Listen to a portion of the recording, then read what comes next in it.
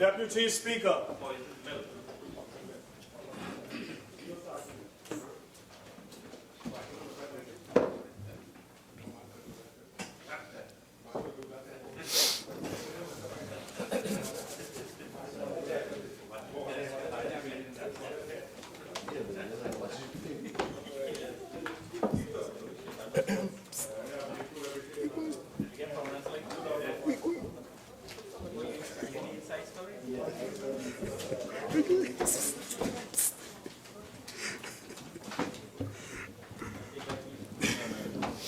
Honorable members, right, I recognize the member for Oropouche East. You have your 19 minutes to conclude your initial 30, and then do you want your additional 15 from now? Yes. All right, proceed. Yeah, I'll take it immediately.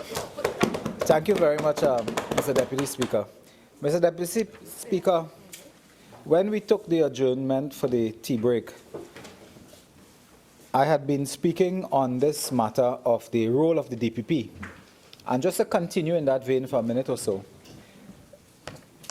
Mr. Deputy Speaker, the government and their speakers have now found a new piece of jargon, which all of them now recite with monotonous frequency and with mantra-like, zeal. And this is the suite of legislation. This is the suite of legislation. So every time they come, it's the suite, it's the suite. It's not one, it's the suite. You like KC? So it's a bag of sweets. Mr. Deputy Speaker, in this suite of legislation, there are several pieces. And one, Mr. Deputy Speaker, deals with the DPP role. But in this matter before us, and I want to stay on this matter of plea bargaining, it must be abundantly clear that the key actor, the key legal actor, the lead actor, legal actor in this business is the DPP.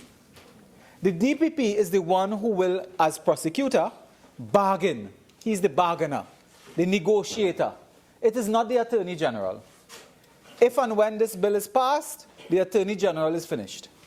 Well, he's finished a long time ago, but his role in this matter, is finished. The Attorney General has no role to play in plea bargaining, plea agreement. It is the DPP. And why I'm concerned is that the DPP, as I said before the tea break, is on public record as expressing deep concerns about implanting these foreign approaches to dealing with legitimate concerns of the criminal justice system, its pace and efficiency and so on. So that the Attorney General will tell us that the DPP thankfully has changed his mind. He's now comfortable, he's willing and able to make this system work because he is the bargainer.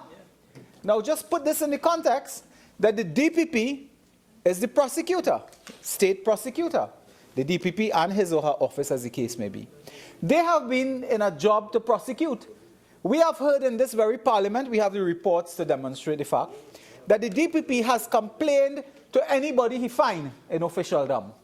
Anywhere he goes and anybody he sees wearing a jacket and tie, he complains.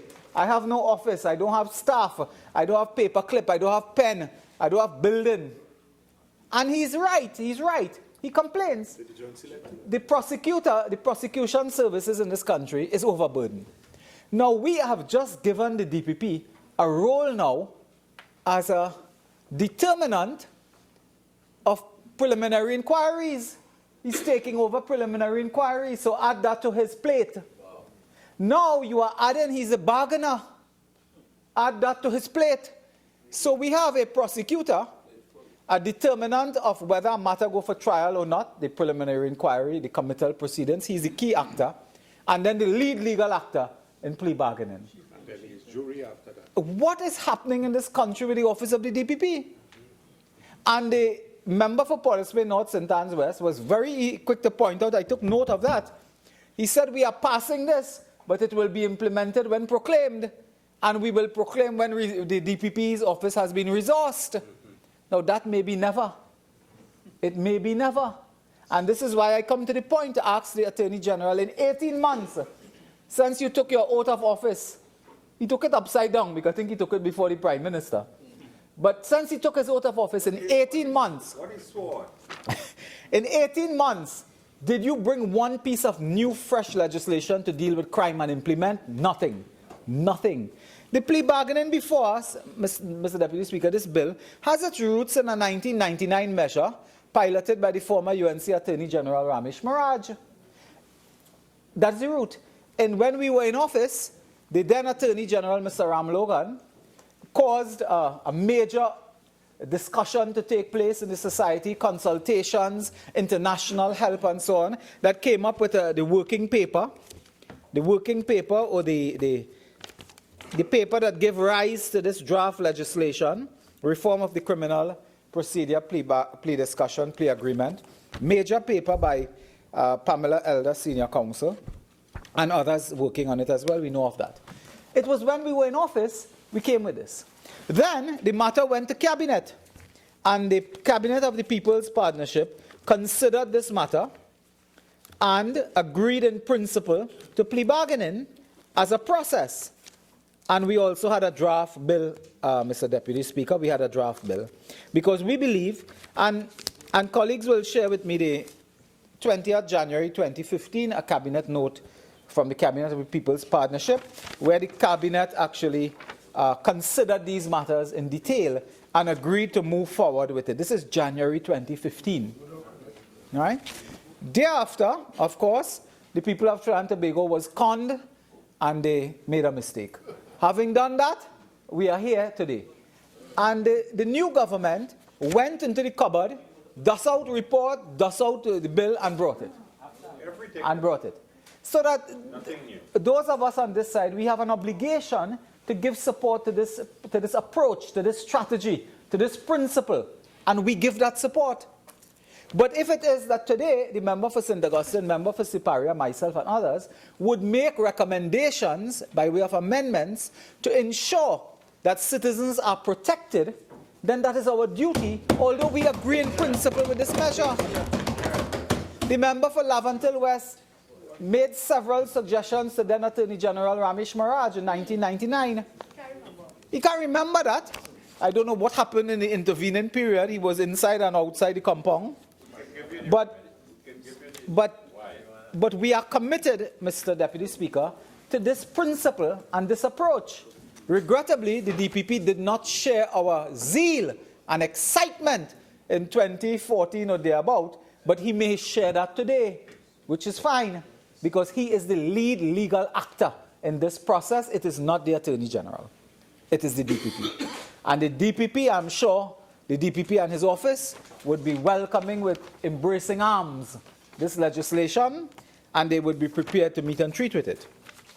Mr. Deputy Speaker, in preparing for this business today, I had the opportunity to reflect upon what I consider to be a very important and influential report by a group called the International Network to Promote the Rule of Law Research Memorandum, March 2014, which is as recent in these type of discussions that you could get almost. And it is drafted by several academics out of the University of Texas, the School of Law, Mr. Deputy Speaker. And I found this document to be terribly influential in this debate. And it is because they do a global overview of the use of plea bargaining, a global overview. But they do it from the perspective of developing countries. And they call it here, by just conceptually, called post-conflict societies, but developing countries really. Countries of Asia, of Eastern Europe, of Africa, some of which are common law jurisdictions and share, similarity with our legal system and so on. And they give here, what? The very distinguished academic from Moruga, Tableland, is prodding me, but he will have his turn, of course, which he will use. So, Mr. Deputy Speaker, post-conflict countries often consider introducing plea bargaining to address serious problems of case backlogs and prolonged pre-trial detention. So, there's a twin objective. In societies like us, we have two major crises. We have many people in jail, it's called post-trial detention, and we have a case backlog, all that backup and burden and so on. So we deal with that. So plea bargaining And they speak of the advantages of plea bargaining, and of course the logical place you look at is the United States. So they speak about that, and that has been said before, so I'm not going to go and repeat all of that and so on. The advantage. But I want to come to the disadvantages of plea bargaining, because this is why we are rooting our arguments in the concerns. We are rooting it in the very deep concerns that arise when law can be abused. We must make law that is almost waterproof and cannot and ought not to be abused and exploited, and innocent citizens, Mr. Deputy Speaker, become the victim of the very laws we pass. That is what we are about. And Lavantel West, who has returned temporarily to the House, Lavantel West has returned temporarily to the House and is inviting me to consider Clause 34 of the bill, because I want to take up that point left by St. Augustine. There's a Clause 34 in this bill. And this Clause 34 is, what is the word they'd like to use? Infamous? Yeah. Is infamous. This Clause 34 in this plea bargaining bill. Because the effect of this, as St. Augustine pointed out, is to sanitize criminal elements. When you bargain in this matter, you are bargaining with criminals. They are telling you, I'm a criminal, I'm here to bargain with you. What do you have for me? Good. And you are telling them that part of that bargain, and I want to repeat, the sanitizing of criminal, section 34 of this bill. Sanitizing criminal by way of section 34. A court may, upon application by either party or in its discretion, upon application by either party or in its discretion. Now, it didn't say and in its discretion. It says or. So, the court may, upon application by either party, the DPP or the prosecutor or the accused, order that the records of plea discussions or a plea agreement be sealed if the court is satisfied that sealing is in the interest of the effective administration of justice. What is the record of a plea agreement? What is that? What does that include? In that file, what will that have? It will have where Mr. Criminal is telling the court that I am the killer. I did this, as the St. Augustine said. I took this fork and I planted it in the middle of the chest and ripped out the heart. And I did this on this night, on that day. Lavantel West, you know, he's cringing. He's cringing when he hears this language. He's familiar with this language. And the criminal is telling you in an agreement in the discussion, I have done this. Now, what you are saying is all of those notes, those statements are now sealed and cannot be used, cannot be seen. So when this person is sanitized this way, he or she goes on to another criminal activity, or they may become a witness in the next matter, and therefore you cannot have access to this. If that is so, say it. But it is wrong in this way to sanitize criminals in this society by using this section 34. And they will explain themselves. I'm sure they can talk. Some of them talk too much, but I'm sure they can talk. Mr. Deputy Speaker, disadvantage of plea bargaining. And there's a quotation, I'm quoting still from Report, International Network to Promote the Rule of Law. It says, plea bargaining cannot be separated from the legal and political system into which it is introduced and the informal, unregulated nature of plea bargaining. It continues, plea bargaining, this system, makes the practice vulnerable to abuse in the context of weaker legal systems. Countries facing larger governance and rule of law deficits, like widespread corruption, poor respect for human rights, or lack of independence of the judiciary, may find that plea bargaining reflects and in some cases amplifies these problems. So plea bargaining, when rooted into weak legal systems, into corrupt environment, it can amplify the problem and don't solve it. This is what they are saying. And you know, Mr. Speaker, no lesser person than the Attorney General, a few days ago, I think he was addressing a meeting in Shagwana somewhere, and is on the newspaper, what was he addressing, who? Yeah. And in that newspaper article which we read, Mr. Mr. Deputy Speaker, the Attorney General is saying that the problem we face in this country, and he was saying we must confront the problem, is corruption in the law enforcement agencies. He says there's a real problem, we must confess and we must admit it, and then take steps, and every government has been playing around with it, but there's corruption in law enforcement. Remarkably, 2 days later, he tell a fellow in Shogunas, he said, if you have evidence, take it to the police. So this is the problem we face. Where you have a weak legal system, you have so much allegations of corruption in law enforcement, you are now implanting a system that could be abused. You are begging. And all we are saying, because it was our principle and our policy, is that let us put the checks and balances in. That is all we are saying. Because, Mr. Deputy Speaker, they continue that experience in some countries has identified several specific unintended consequences resulting from adopting plea bargaining, including different divergent sentencing, penalizing defendants who go to trial, violation of defendants' rights, encouraging coercion of confessions, you spoke of that, contributing to the negative public perception of the legal system. And here it is, plea bargaining's failure to focus on truth-telling, possibly failures to implement this new process and how plea bargaining may work alongside the legal system. So that plea bargaining may not have anything to do with truth-telling. The fundamental objective of justice is to get to the truth. It really was never the fundamental objective of justice to sentence and convict. It was to get to the truth. What we have done, and it is part of the modern architecture, if you would like, of criminal justice cultures, is that we are moving now from obligatory prosecution to discretionary prosecution. I think that's the two principles that operate there. As we move to discretionary prosecution, we are letting go of truth. We are getting to process. And in letting go of truth, what will happen in the end here is that there will be no end to justice as far as revealing the truth. What you will have is a conviction because persons have pled guilty and they may implicate others in the process. Incidentally, when this matter came in 1999 to the Parliament, it's very instructive, huh? When you read the answer there. It was really to deal at that time, a major focus was on narcotics, narcotic trafficking, where they felt, as they said, the person at the lower rung will be caught and we need evidence from this person to get the Mr. Big and so on.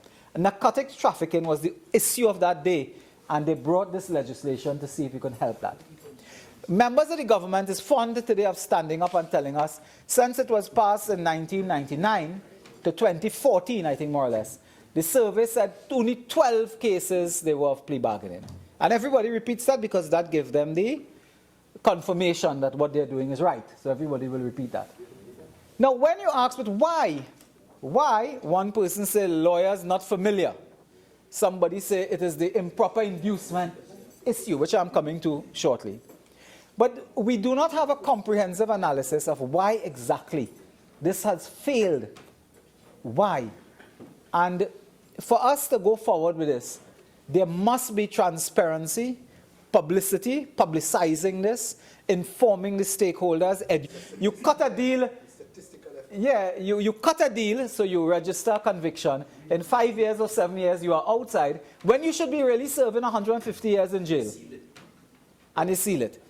And in Nigeria, it is stated here in Nigeria, when they dealt with plea bargaining in Nigeria, they developed an antagonism to plea bargaining because they called it, for white-collar crime, they called it sharing loot with the state. What they would do is they would make a plea agreement with someone accused of corruption. And that person will say, I will give, if I'm accused of stealing $100 million, I'll give back the state 60 and 2 years in jail, and then the person outside in 24 months. That cannot be the end of justice. So while you have a good intention to hold white-collar criminals to account as they should, you have to review this thought that you could be making agreements with people, they pay the state, and they really do not serve any time at all for criminal actions that they commit. And you undermine the very essence and the policy consideration of plea bargaining. I thought that was an interesting point. for people who like to talk a lot about white-collar criminals and what they want to do on asset forfeiture and what following the money and all these kind of things. I thought they should be concerned that plea bargaining can even undermine that effort. Mr. Deputy Speaker, the other matter has to do, of course, with legislative drafting. I don't want to get into that. There are some issues there that the member for St. Augustine has identified, and there are also issues, Mr. Deputy Speaker, that can be dealt with in the committee stage. Mr. Deputy Speaker, while we conclude that plea bargaining may help countries like ourselves to deal with backlogs and pre-detention, pre-trial detention and so on, we must be mindful as legislators, policymakers, lawyers in some cases, we must be mindful that we do not engage in a system that has the potential to affect the justice system as we know it in the worst way possible. I don't want to repeat the point made by St. Augustine, but if anyone can stand on that side and tell us what protection is there to say with certainty that a cold-blooded killer will not walk free from entering into an agreement with the prosecution, we would like to hear that. We would still like to hear that. And it may well be, Mr. Deputy Speaker, that we consider another approach. And an approach taken in several countries is that you limit what could be negotiated. Because a bargain is a negotiation. So you limit the bargain. It may well be that you decide for serious fraud, which is the white-collar crime, I imagine, the serious, complex fraud cases, and murder, a heinous blood crime, that they are out of bounds for a deal as well. And it may well be that we can look at, in the committee, and the member for Siparia may also propose amendments dealing with specifying offences, including white-collar offences, that are out of the bounds of negotiation. So you can plea bargain and hitting somebody with a stone, throwing down, beating up somebody, hitting the car or whatever, but you cannot bargain when it comes to murder. You cannot bargain when it comes to the most serious white-collar and complex criminal offences. Because that defeats and overturns the rule of law. When someone can commit such a dastardly act as raiding the treasury, and they get 5 years because they cut a deal, and they return to the government who heartbroken for money, they return some money. And that happens in countries throughout the world, and it is something, Mr. Deputy Speaker, that we need to look to. Mr. Deputy Speaker, there are some other fine points that in the bill that we will also like to examine. And this is apart from the overburdened nature of the role of the DPP in this matter, who is now taking victim statements, unless I'm mistaken. So apart from now participating in an agreement and being a party to plea discussions, plea agreement, the DPP office now taking statement. I don't know why, but a victim statement is a victim impact statement, I think, VIS. Why a prosecution have to take that? Any other arena? Could you not do that in another arena and relieve the office of the DPP with just taking a victim impact statement? Which is a statement is confined by law. It is really circumscribed by law. You don't have much latitude. The law tells you what you can write in a victim statement and what you cannot and ought not to write. Some other entity can do that rather than overburden the DPP with that again. Mr. Deputy Speaker, there's also this matter concerning the bargain, the deal. And the bill as it is here provides the inducement, so let's say the incentives. I don't want to use the word inducement as negative because in the law it speaks out. The incentives for entering into a plea agreement. And one is troubling, an undertaking not to institute charges against family members or friends of the accused person in respect of the matter which the accused person is charged. Now, that is extremely wide, Mr. Deputy Speaker, I submit, is extremely wide.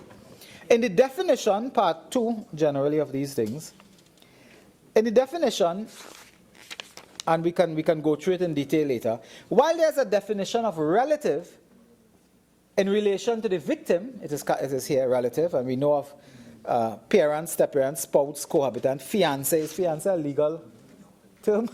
Because people these days, anyway. So, relative is defined, but I'm not sure family member is. I'm not sure that is. And maybe we have to look to some other law to find out what is a family member. What is a friend? I mean, a friend in need is... A friend in need. Yeah, a friend you stay far from. But a core gang member is a friend. No, there's something, I think, something a bit smelly, worrisome with this, where you are offering a deal as part of your bargain with the criminal, and I keep on saying you are bargaining with criminals. Huh? In fact, the reason why they're bargaining is because they're criminal. They have admitted to that. So you are telling the criminal element, for the things I charge for, you're going to charge me for, which I'm pleading guilty to. None of my family members or friends could be, would be held accountable and liable for that.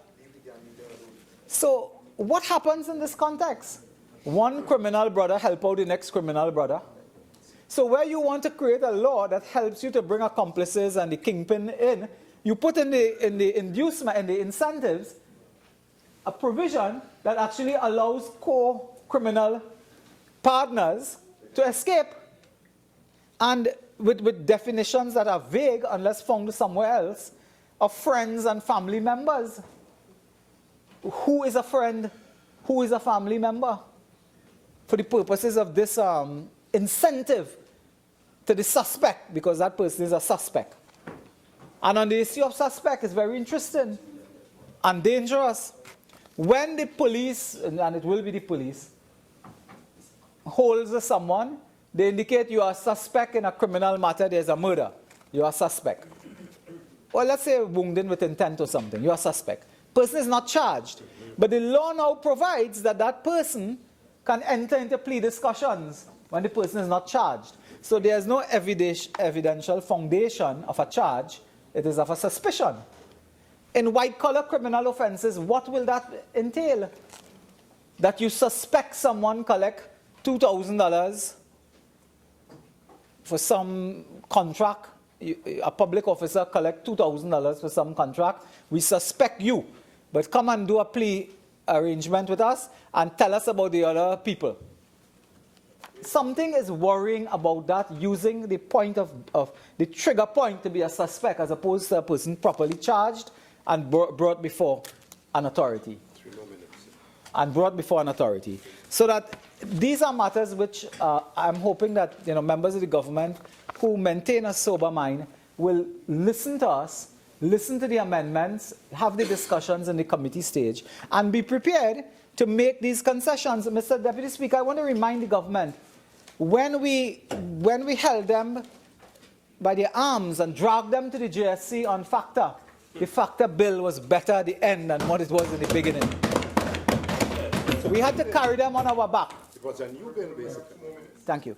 But in this matter as well, I want to advise the government and and the Attorney General that if you can take advice and you could put some amendments in that put checks and balances in this thing to protect citizens for transparency purposes, for justice, you will produce a better law.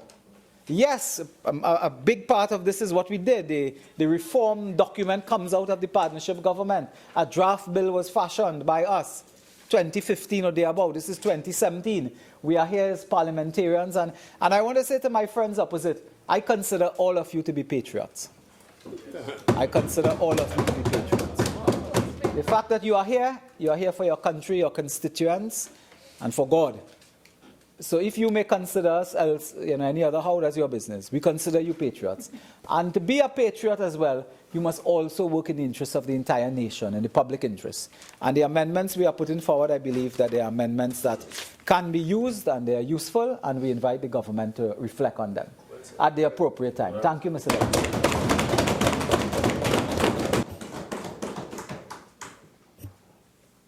I recognize the member for Derby Umera.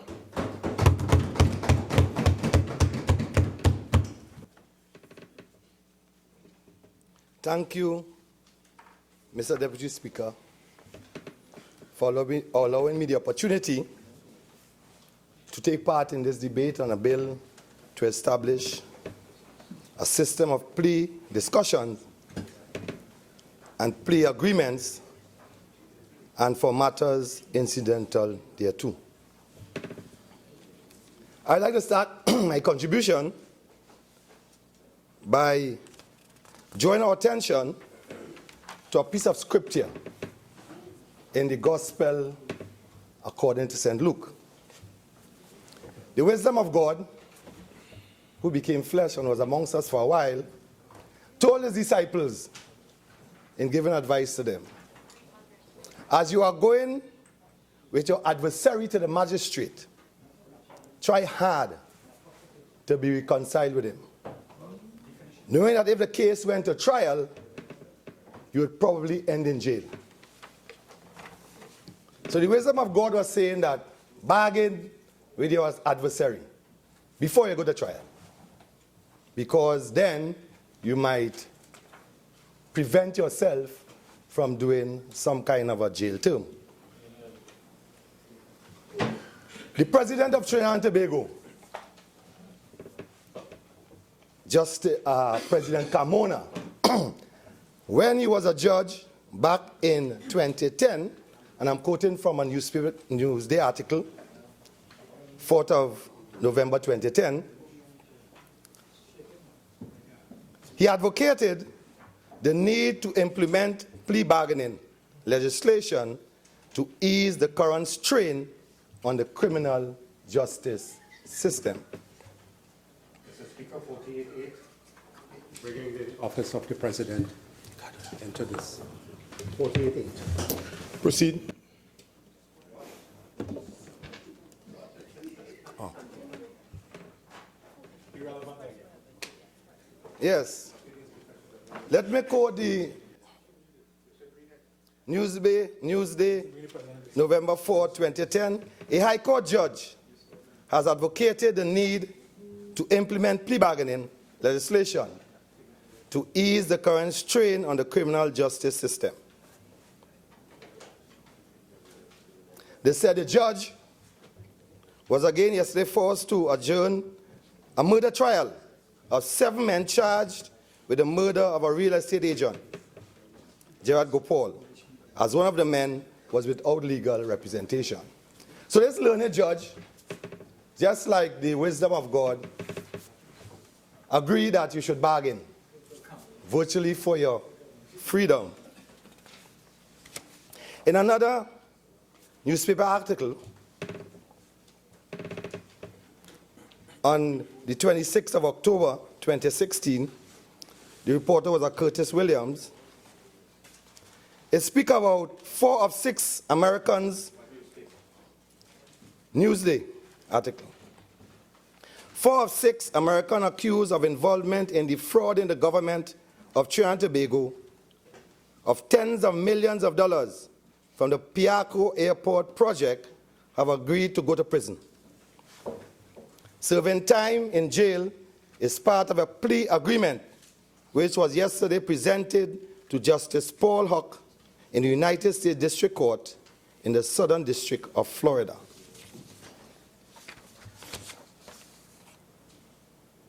In the Daily Express, it speaks of plea bargaining legislation can help.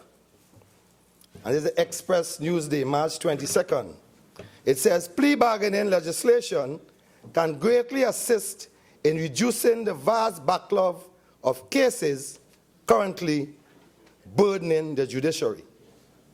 And this newspaper article quotes Chief Justice Ivor Archie, says during the address at the opening of the 2013-14 law term, Chief Justice Ivor Archie admitted there was absolutely no way that all of the matters before the courts can be disposed of by trials within a reasonable time.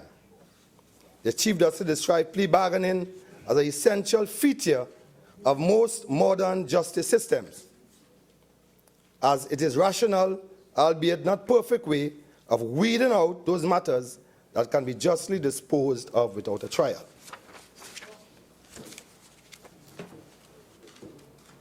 It's interesting, by our friends across the aisle, that one of their luminaries Senior Counsel Ram Logan, former Attorney General, who during his tenure had the ability to give himself silk, had a discussion with the present DPP, Brother Gaspard, and Attorney General Ram Logan, and this is Trinidad Guardian, June 15, 2014. He pushed for plea bargaining legislation and said a draft legislation was expected to be completed by the end of the month. Our colleagues on the other side, during their contributions to this debate, all speak as though the legislation, and they have called it the suite of legislation, being put forward by our learned Attorney General. The suite of legislation. And the MP for Tewarie said the bill will not solve crime. The MP for Oropouche West spoke about a national registry of exoneration. The MP for Komuto Manzanilla, she said the bill is not about fighting crime. And just now, the MP for Oropouche East say the bill was about bargaining with criminals.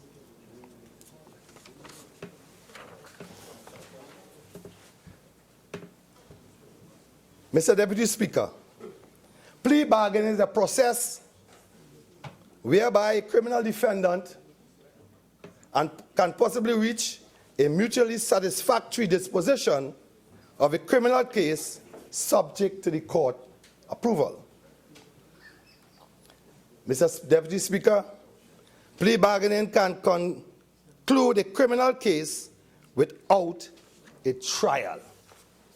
It can complete a criminal case without a trial. Now, I'm not learned as my friends on the other side. I am an old soldier who see things from a different perspective.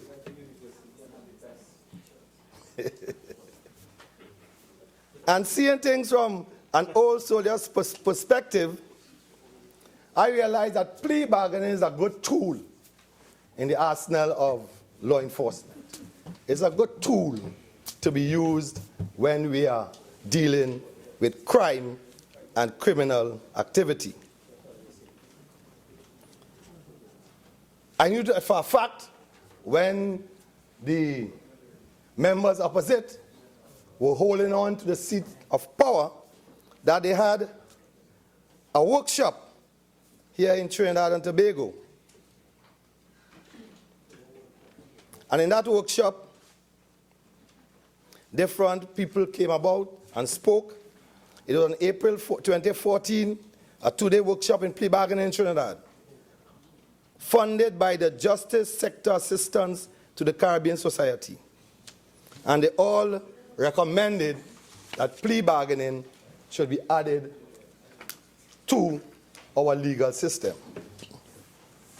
So I am in disagreement with those on the other side. They throughout the activities of my learned colleague, the member for San Fernando West, and the various bits of legislation he keeps bringing forward, they keep saying that these are not bills to fight crime. So I would say, how can plea bargaining help in the fight against crime?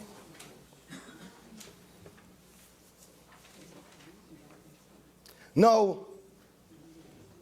if, as one of my colleagues across the aisle is a member of the medical profession, a profession where I'm told that you need to have small fingers, but he, I am told, has large, because you need to, when you're doing surgery and so forth, you need to be able to use your scalpel. But in other parts of the profession, if your fingers are too big, it creates problems.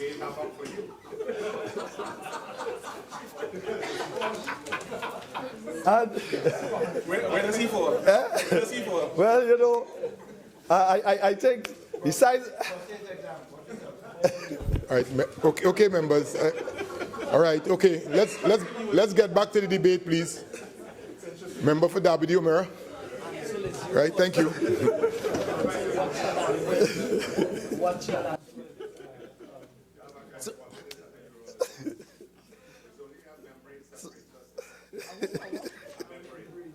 So in the medical profession, you study medicine to become a doctor. And of course, all the legal luminaries across there, you study law to become a lawyer. I, as an old soldier, study the art of war to become a soldier. And of course, I have the minister, the member from Arima, who studied all the art of teaching to become a teacher.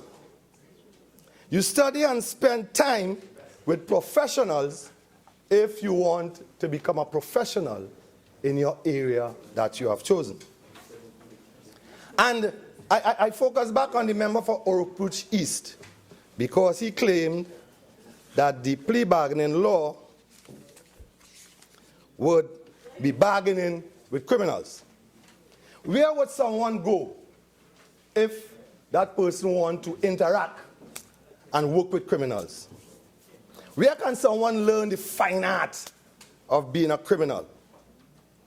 Where can someone find other people who can teach them the art of being a criminal? Where can someone learn how to network with other criminals? Where can it be located? And just like you have universities for medicine and legal, the prison system is one place where you can meet these other people and where they can teach you the fine art. Now, professionalism, Mr. Deputy Speaker, they say the competence or skill expected of a professional. The practicing of an activity, especially a sport, by professionals rather than by amateurs. When you look at the definition of a professional, it says relating to a job. A point of order. Deputy Speaker, 48-1 square.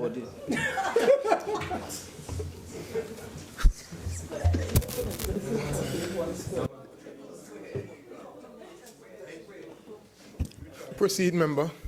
Proceed. Relating to a professional says relating to a job that requires special education, special training, special skills. And Madam Deputy Speaker, and Mr. Deputy Speaker, someone certified by a professional body by virtue of having competent studies. So, Mr. Deputy Speaker, a profession is an occupation, a practice, a vocation requiring mastery of a complex set of knowledge and skills and education. And sometimes a profession is governed by a body of respected professionals. I come from the military profession. The opposition prefer to take a narrow view of the war on crime. You all are in senior council, member of Oropouche, etc. But I like to make a distinction in my old soldier hat, if you want to say, in a difference between lawbreakers, criminals, as the member for Oropouche said, and professional criminals. Our society is filled with a lot of lawbreakers. We break the law many times in our life. I had an instant where the first time I was away from Trinidad and Tobago for Carnival, I was in Canada. I and some other Trinidadian friends decided that Juve morning will not meet us in barracks, but will meet us having a few drinks, as the case may be. So we went out on the tongue. It so happened that an ice storm came in, and by the time we were finished partying, all the various modes of transport were shut down. Given the option either freezing to death or survival, we broke into a bus and huddled together until daybreak, and eventually we made our way back to barracks. Access unavailable. Access unavailable. So we broke the law. If I had been arrested, or we had been arrested, hypothetical, we would have had to bargain with them as it was not intentional. And we can go to all different kind of stories where other citizens may go afoul of the law. Our colleagues on the other side tend to want to speak about the high criminals. I am speaking about those who have just gone afoul of the law through all sorts of things. Road rage.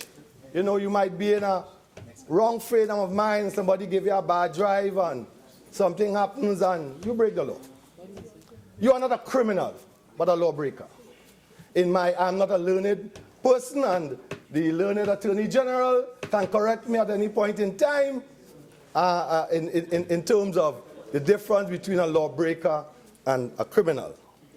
But any legislation that will allow somebody who inadvertently break the law from being incarcerated with hardened criminals, in my opinion, is good legislation. And I thank the Attorney General for bringing this suite of legislation that will tend to get rid of the backlog of cases before us in our courts.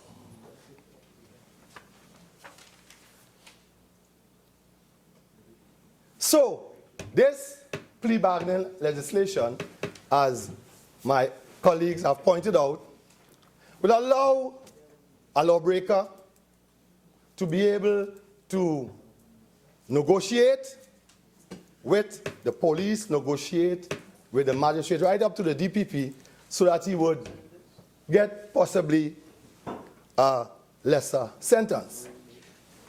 And this will allow him not to spend time with the hardened criminals. Because that is where a lawbreaker can easily graduate to become a criminal or to become a professional hardened criminal by spending time incarcerated with other people who can tell you how to commit crimes. They can tell you where are the network.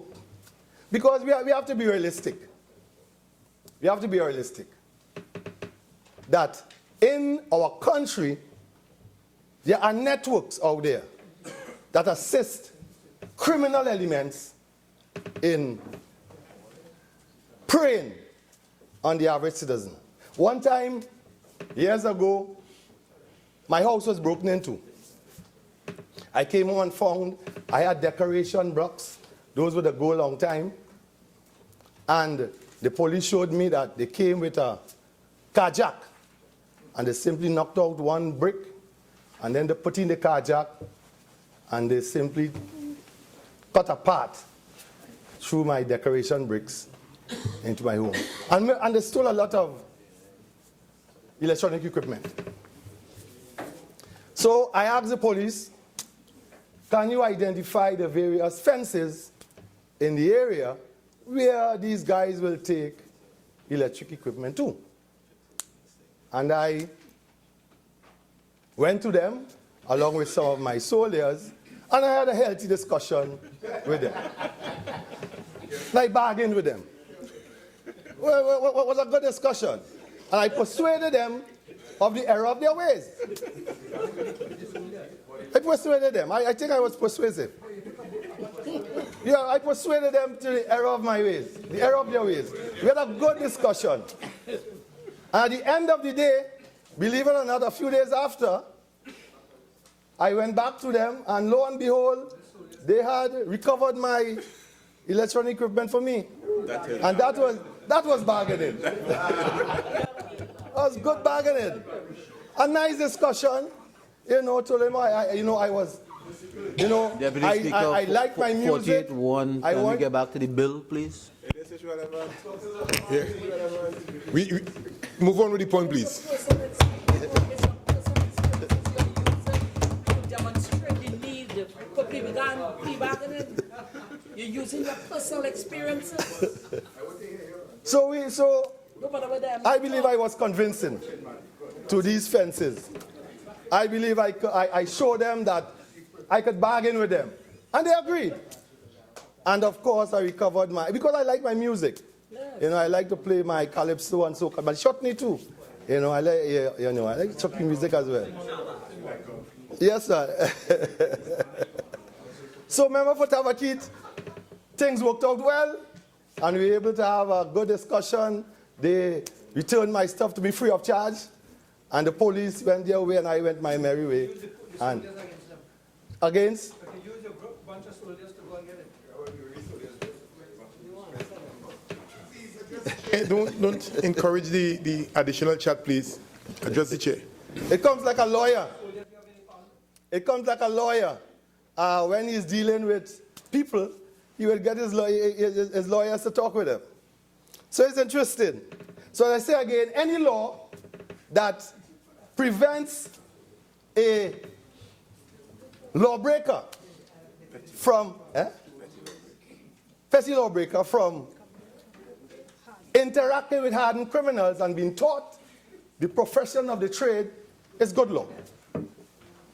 And this plea bargaining allows lawbreakers to not spend additional time with lawbreakers, with criminals. Your learned friend of Silk fame, former Attorney General Anand Ram Logan, says in that same article I mentioned earlier, in the United States of America, 90 to 95% of all criminal cases do not in fact reach trial. 90 to 95% of the cases in the United States of America are dealt with at the plea bargaining stage. That was in Trinidad Guardian, Sunday, June 15, 2014. So plea bargaining is a tool we can use. Now, it shows a tool you can use dealing with criminal elements in the neighborhood. It's a tool you can use dealing between the magistrate and or up to the DPP so that you can not have to be incarcerated for any great period of time. And I heard my learned friend speak about the fact that the law says that if you're in a vehicle and there's marijuana found in the vehicle in a police roadblock, all the occupants of the vehicle can be arrested. But if one occupant of the vehicle professes his guilt, then the others can go free. So plea bargaining is a tool that can be used to ensure that innocent citizens do not end up in amongst hardened criminals. So, Mr. Deputy Speaker, plea bargaining will help our citizens who are simply run afoul of the law from being taught in the penal system by hardened professional criminals the tools of the criminal trade. And it's a known fact that young people make mistakes. Young men and young women, they make mistakes. And what plea bargaining would do as a tool is give these young offenders another bite of the cherry of freedom, where they can admit their guilt, take a lesser sentence, maybe community service, whatever it is decided upon by the magistrate, whatever is decided upon by the DPP, so that they do not have to go amongst hardened criminals and learn the trade of becoming professional criminals.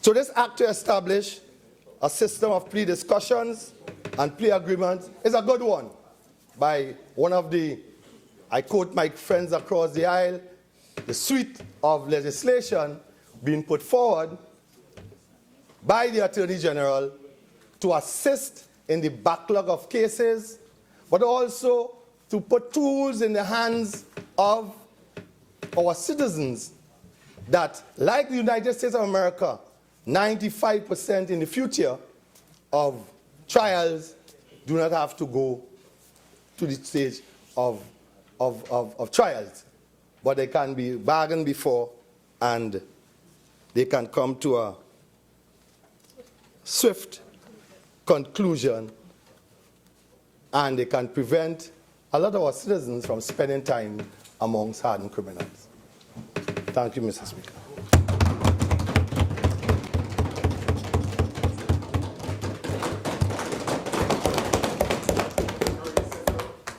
Thank you very much, Mr. Deputy Speaker. Mr. Deputy Speaker,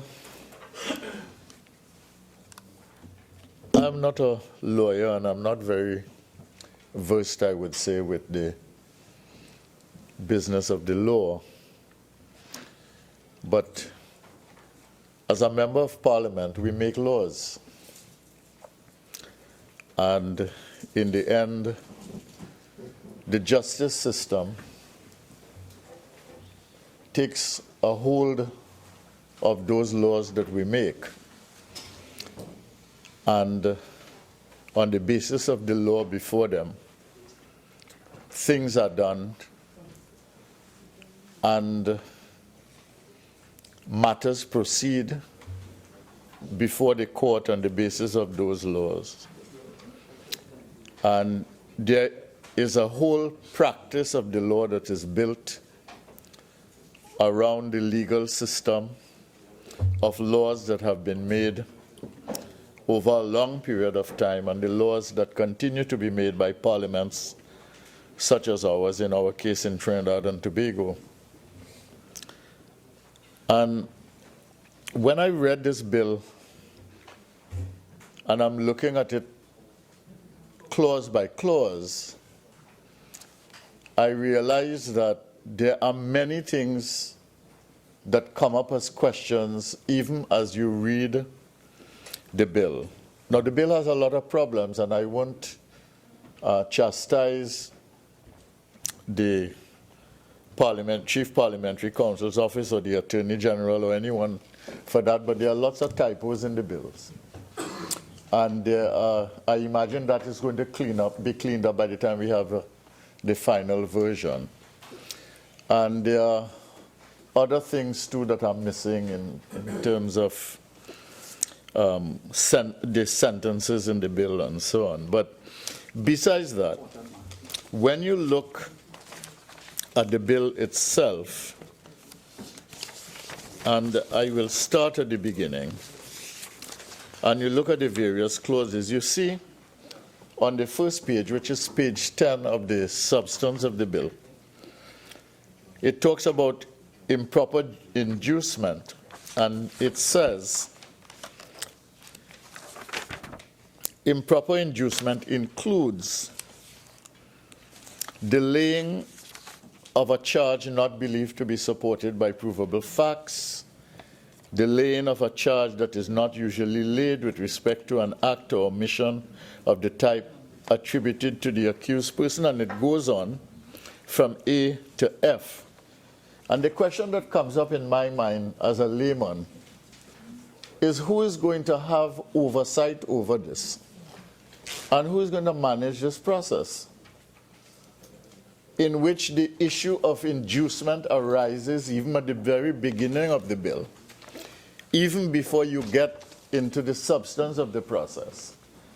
and you have a number of elements identified in the bill itself which can constitute acts of inducement.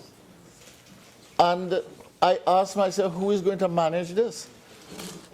Who is going to ensure that these inducements are not part of the process? And I think it is a legitimate question. And if you have to ask that question at the beginning of the bill, I think it raises a number of issues. And I want to say that there's a very large issue that is raised by this bill and two bills that came here that are part of the suite prior to this one. And that big issue really is about the justice system itself. But I want to raise that simple issue of the fact that the notion of inducement is present and raised in the bill. A number of means of inducement are raised, and I'm asking the question, how is this going to be managed? Who is going to have oversight over this? On page 14, it says,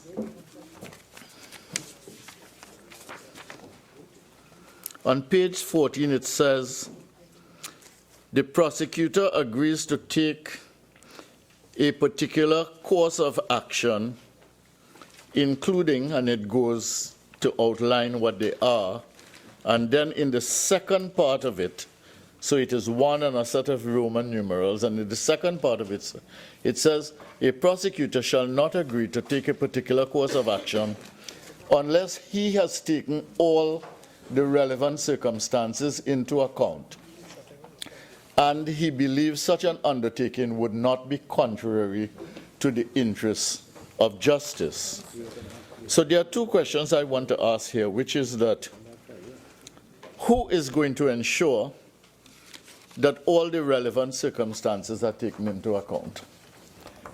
And who is going to help to strengthen the general belief in the system that the prosecutor in fact believes that such an undertaking would not be contrary to the interests of justice? And I'm raising the whole question of the oversight issue in the justice system, which involves somebody who is going to come before the law and be subject to prosecution, and somebody who may or may not have an attorney to help him through the process as a guide and also as a defender in the system. So I asked the question, a simple question. As I said, I'm not a lawyer. I may be helping to make laws here, but I'm a citizen. And I want to ask the question, who in this law, I know the lawyers may think that I'm being simplistic or naive and I don't understand, but I want to ask the question, who is the prosecutor here?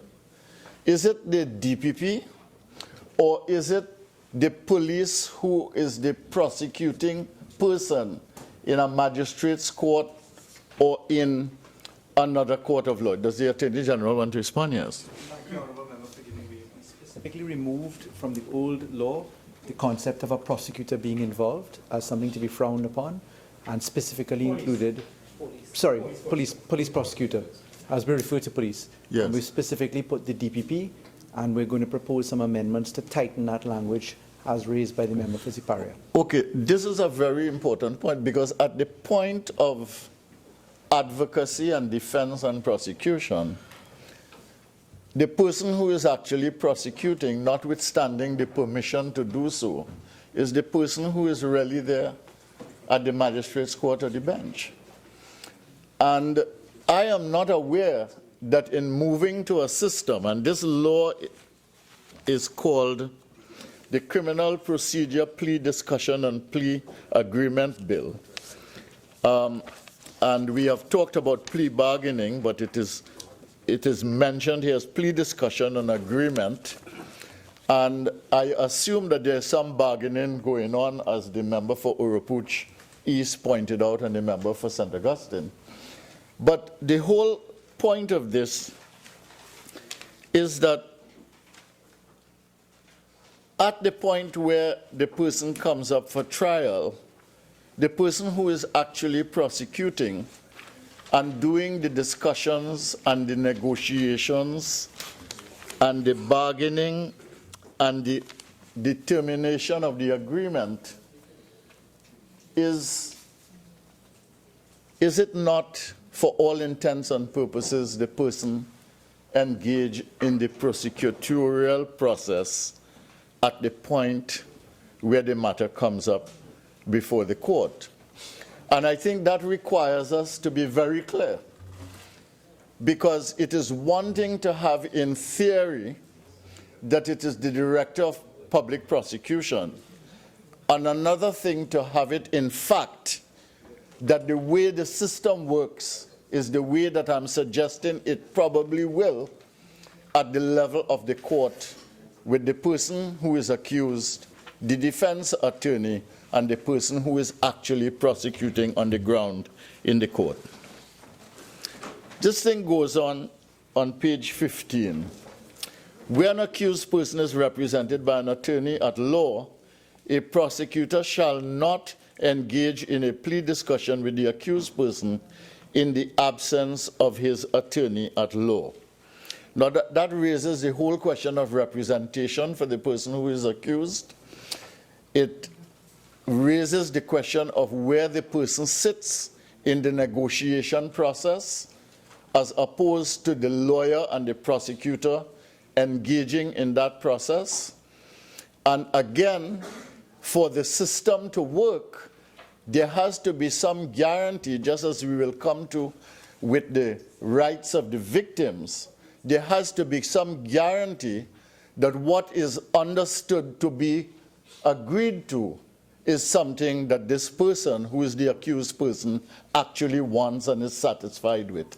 Because as I said, remember I said that what we are dealing with here is the system of justice. And I think my colleague, the member for Oropouche East, actually mentioned the point that what we are moving to is a mechanical system in which you resolve a matter without getting to the point where you will know the truth of the entire case, and therefore the right and the wrong,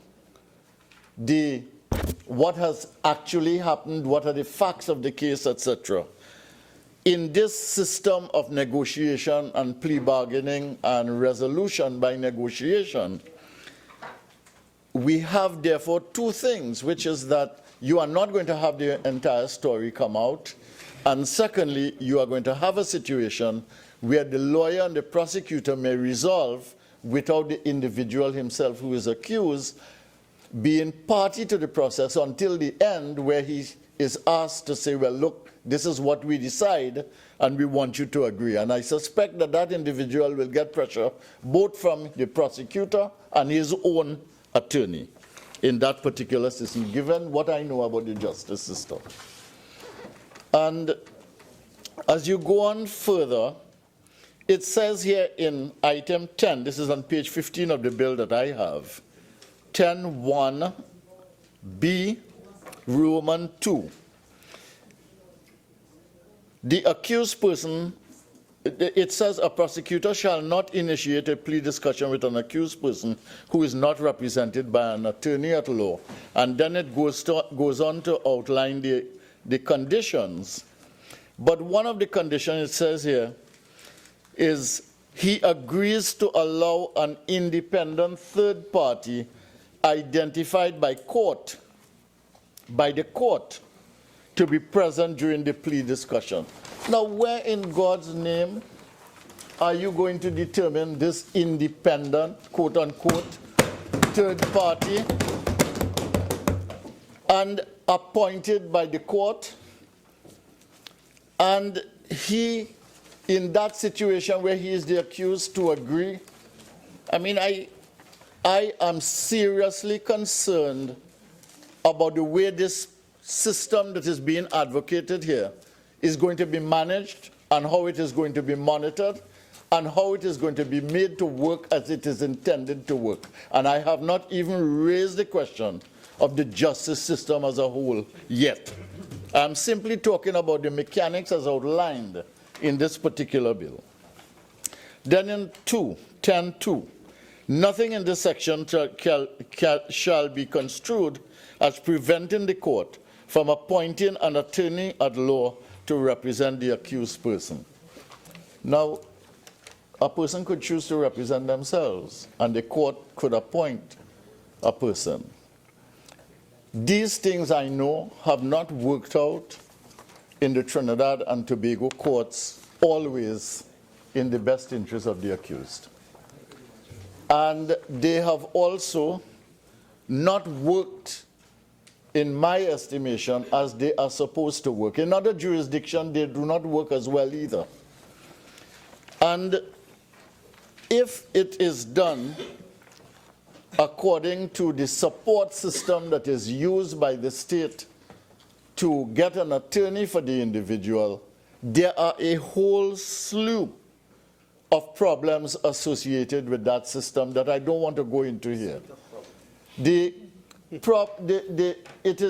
is not just the lawyers who are there, and in terms of their willingness to be part of the system, the level of experience that they have, the amount that they are paid, and generally they are dissatisfied with the process and the system, etc. And therefore the individual does not, in my view, Mr. Deputy Speaker, entitle himself under this piece of legislation and this thing that is meant to become law with the best representation of his particular interest. Now,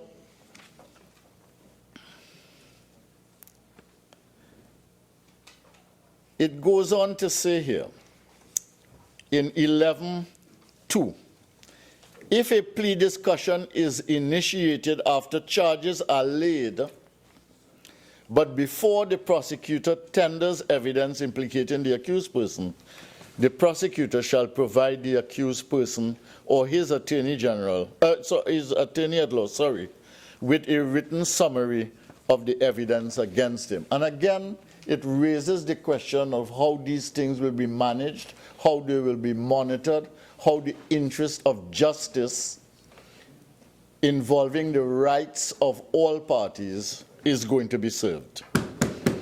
And then 11.3, nothing contained in 1 or 2 is to be construed as requiring the prosecutor to disclose all the evidence supporting his case. Okay, remember we just said that they are going to get some of the information on the basis of which he or she was charged. And it says nothing contained in subsection 1 or 2 is to be construed as requiring prosecutor to disclose all of the evidence supporting his case. So information might be withheld, evidence might be withheld. The names of the witnesses or any other information by which such witnesses may be identified. So you don't know in this case who your accuser is, and you don't have all of the information in this particular situation in which you are going to be charged on the basis of plea bargaining. And the reason I raise these things, because I have a number of pieces of information here on this business of plea bargaining and how it works, both on the American side where it is dominant and the British side where it has been introduced in a very limited way, to show you that the way plea bargaining works really puts the power and the strength and the capacity for leverage in the hands of the prosecutor. So you could eventually have a plea bargain arrangement for a significantly reduced crime, but in order to get you to agree, you may very well be charged with murder. Perhaps I'm exaggerating, but I'm trying to make a simple point, which is that the leverage in the hands of the prosecutor is such that in order to get you to agree to a plea bargaining, to a plea, in order to get you to plead guilty, because that is what it is about, and I want to say, because plea bargaining, what? What is it about? It is to get you to say, I am guilty of something. I am prepared to agree to be guilty on that in order to get a lesser sentence, whatever it is, time, money, whatever it is, so that I don't have to go through the process of waiting for the case to call, go through the trial, etc., and run the risk of being charged for something worse and being convicted on that. So I want to raise these issues because if the prosecutor has the basis of giving you some information, and not all, he has the capacity and the power of leverage, and they can withhold the names of the accusers in the system. It seems to me that in the bargaining process, somehow, there is no real equality in the system. Now, I am not saying that there should be equality, because the reason the person is before the court is because they are being charged or being pursued on the way to being charged for some kind of thing. But again, I want to raise the issue of the big issue, which is the justice system in this country. And on the basis of that, I want to continue with some of these things before I raise that larger issue.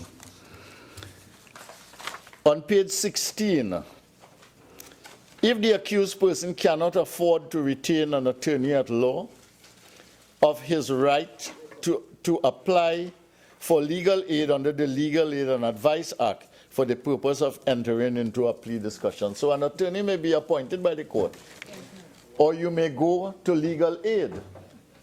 And given the way our legal aid system functions, I know its intention is good, in order to provide legal support for someone who cannot afford it. But, I mean, is this something that guarantees and supports a system of reasonable justice in the country? And then we go to the business of victim impact, which is a progressive element of this bill. So the issue of taking the victim's point of view into account is in fact taken account in this bill. And it says that every victim has the right to provide the prosecutor with a victim impact statement explaining the physical or emotional harm, financial loss, or other impact that the offense has had on the victim. Before a plea discussion is concluded, the prosecutor shall inform the victim of his right to provide the prosecutor with a victim impact statement and the restrictions specified in section 14 with respect to the content of the victim impact statement. And it says somewhere here, I don't remember everything, but it says somewhere that you cannot repeat what the person is accused of and what they did and the facts of the case, etc. And you can't make any nasty remarks about the person who is alleged to have contributed the crime. In other words, okay? But, okay, so you get a chance to make a victim statement, and you are supposed to follow certain guidelines, follow the law, follow the rules, and you make a statement. But then it says, if a victim elects not to give a victim impact statement, the court at the plea agreement hearing shall not draw any inference that the offense did not result in harm to the victim. Maybe so. But if for whatever reason, and I don't know what could be the attendant reasons that the victim or the survivors of the victim in the case of a murder may not want to give a victim statement, and I want to know again, what is the procedure, what is the system, what is the structure, what is the thing that makes sure that justice is done, that the rules are followed in the system that allows this system that is being advocated under this piece of legislation to actually work as it is supposed to. And Mr. Deputy Speaker, I go on to Clause 18. The prosecutor shall ensure that a victim impact statement submitted to him complies with the requirements of Section 14. Okay, so that's a section which says how we should do it. If a victim impact statement contains material that is not permitted under Sections 14, the prosecutor shall redact the material from the victim impact statement before it is filed with the court. So, the prosecutor has the capacity to deal with the accused, okay, and negotiate with the accused, and to suggest what that person might be charged with in order to get him to agree, okay, to a lesser plea so that the case might be finished and so that the notion of justice under this plea bargaining system can be dispensed. But the prosecutor also has the capacity to determine what in fact reads in the court as the victim's statement. And sure, there are rules, but I want to know what is the oversight process to ensure that this thing is done according to the rules. Because don't tell me that it is going to be done on the day that it comes before the case in the magistrate, for the magistrate to determine that. 12. After receiving, what is the purpose of this? After receiving the victim's impact statement, the prosecutor shall serve the victim impact statement on the accused person or his attorney as soon as it is reasonably practicable to do so. So that means to say that the person also get a chance to see what that victim statement reads like.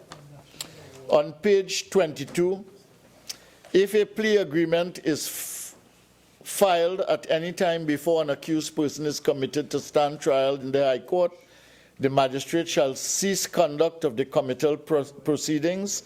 If proceedings have commenced, transfer the matter to the High Court for plea agreement hearing, and within 14 days of transferring a matter under paragraph B, forwarding the following documents to the High Court, and then it lists all the documents, etc. And then it says, where a magistrate transfers a matter under subsection 1B, the magistrate may grant bail to the accused under the Bail Act within 14 days of receiving the documents forwarded by a magistrate under subsection 1C. The matter shall be listed for a plea agreement hearing under the court.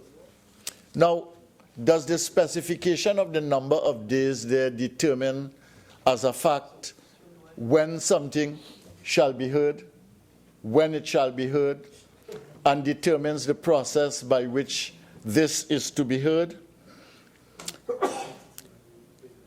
And then it says in 23, notwithstanding any other law to the contrary, if a plea agreement is filed before the commencement or conclusion of the committal proceedings, the Director of Public Prosecution shall prefer an indictment and file the indictment with the registrar within 14 days of the date that the matter is transferred under Section 22(1)(b).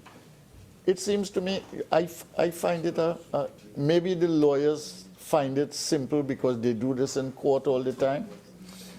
But, Mr. Deputy Speaker, I find this an extremely complicated process. I find this an extremely complicated process, especially since, and I want to begin to make this big point about the justice system, especially since this complicated process is going to be introduced in what is essentially, by and large, a dysfunctional justice system. So you have a dysfunctional justice system. We have a backlog of an order of, I don't know if it's 6,000 or 7,000 cases. I don't know what the number is now, but it is very high. You have a system in which you have people in the remand yard, literally thousands of them. You have these cases in the magistrates' court, which the Attorney General talked about, thousands of them, distributed through all the magistrates' court of Trinidad and Tobago. And then, when I read some of the documents here about plea bargaining, they say 90% of the criminal matters in the United States never get to court. Okay? So here you have a dysfunctional system with all of this. And you want to solve this problem now by plea bargaining. And we hear that the end result is that 90% of the criminal matters do not get to court when you have a plea bargaining system. So I want to know, is this meant now, how are all of these cases before the court going to be resolved? Is it by a plea bargaining process? What is the mechanism? Honorable Member, your original 30 minutes has expired. You care to avail yourself of the additional 15? I would like to, Proceed. Mr. Deputy Speaker. Proceed. How are you going to deal with all of this through this plea bargaining system, and what is the mechanism that you're going to use given this 14-day arrangement now? All right, and it's a simple arithmetical problem, and I'm asking here not the big, large question of the justice system. 14 days to resolve all of these things, and you now have to resolve all of them, and you want to do them by plea bargaining, and you want the system to work, because that is the intention, that when you use the plea bargaining system, you are going to clear up the system, etc., and somehow the criminal justice system is going to be much more efficient and effective, and the courts are going to work better. And I am saying that maybe at the end of the day it might work, I don't know. But I'm raising two important questions. Can you introduce this in this existing, very dysfunctional system that we have in Trinidad and Tobago today? And secondly, I want to understand the mechanism that is going to allow us to reduce the number of cases that come before the criminal court to 10%, which would ultimately be the objective of establishing this plea bargaining system in Trinidad and Tobago. And I need the Attorney General to find a way of assuaging my concerns about this, because I don't see how it is possible.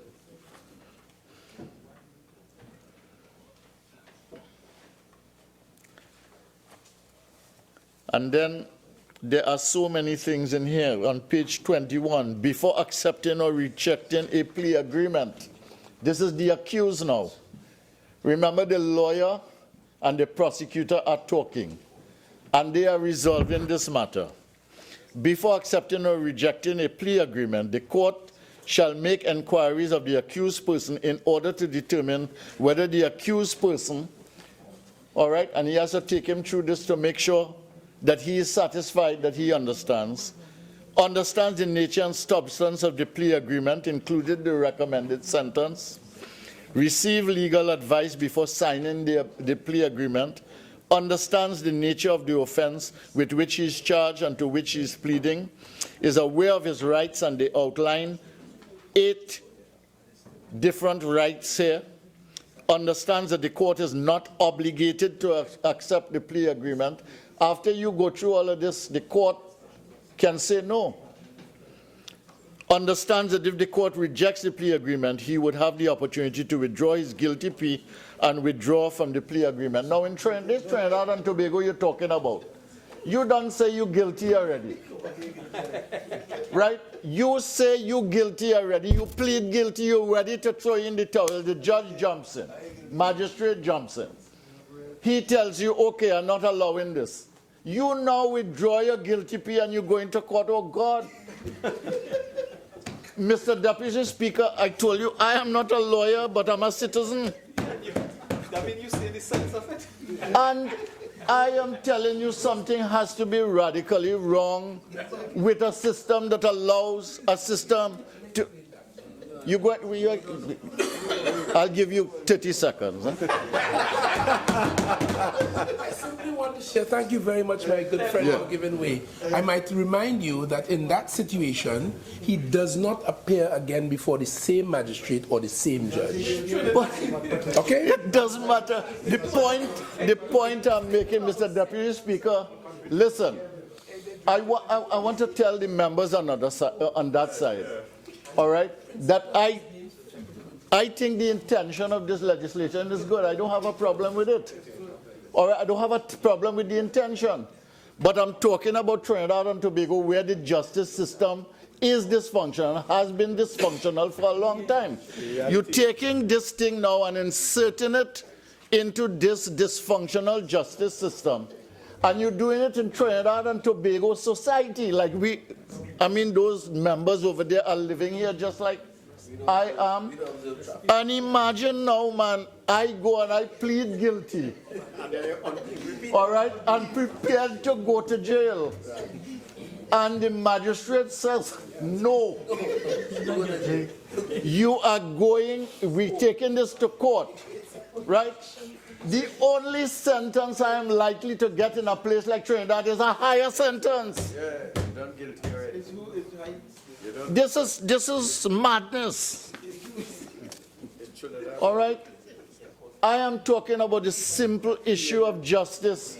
We're dealing in a small society. I have an article here on the difference of the relationship between judiciary, parliament, and executive in a small society and how that is so different. Okay? This is a small society you're dealing with, man. Everybody know everybody. It does not matter.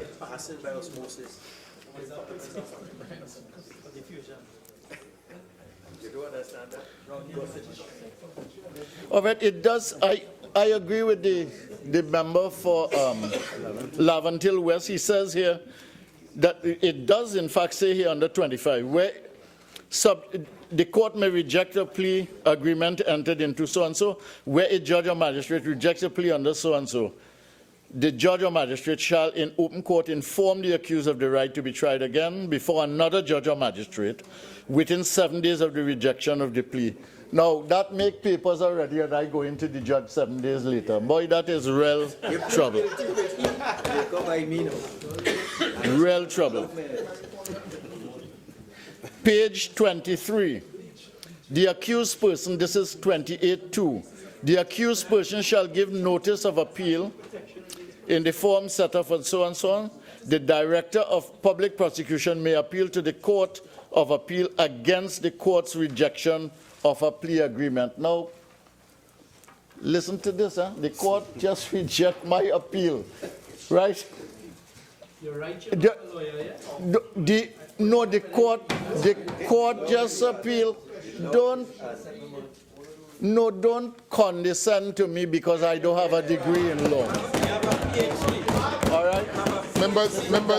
Members. Honorable member, address the chair. And members, please, the crosstalk. Please, at this time, go ahead, honorable member. Look, don't tell me. Don't condescend to me because you have a law degree. All right, here. Let me tell you something here. Where I come from, sense make before book.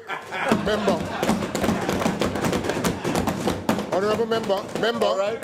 Member, please. We are going fine. Address the chair. Thank you. Address the chair. And let me tell you something. Law is made for the ordinary citizen. Lawyers may capitalize on it, but law is made for the ordinary citizen.